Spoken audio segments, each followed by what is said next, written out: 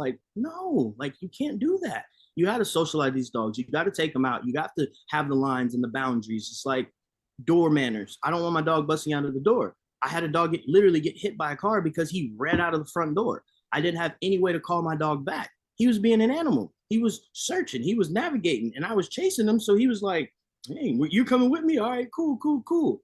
So it's like, yes, you can have all of that, but we have to make sure that we are communicating to these dogs that this is the line you can cross and this is the line you can't cross.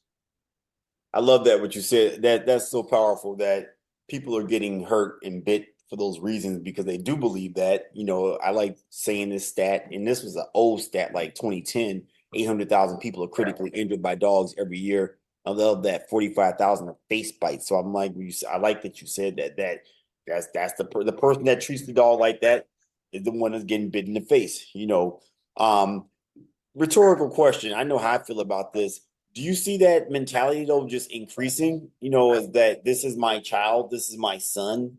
This is, I mean, like my favorite client, she says, I can show you the ultrasound of this pit bull coming out of the birth canal. And she means it in her mind. So she's joking, but like kind of serious, but not really.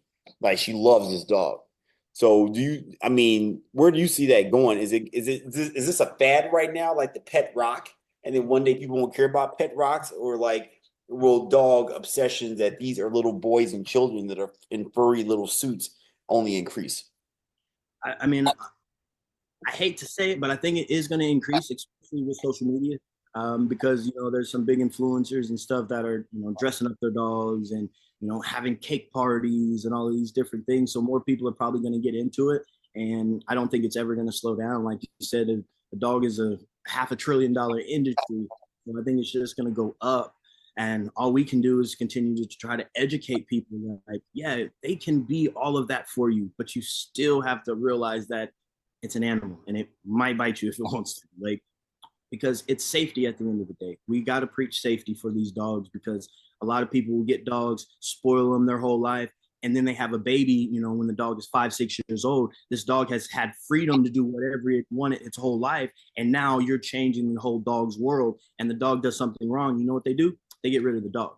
And that dog can't go to nobody else because it hadn't been socialized. It hasn't had any discipline. So you're putting so much time and effort in this.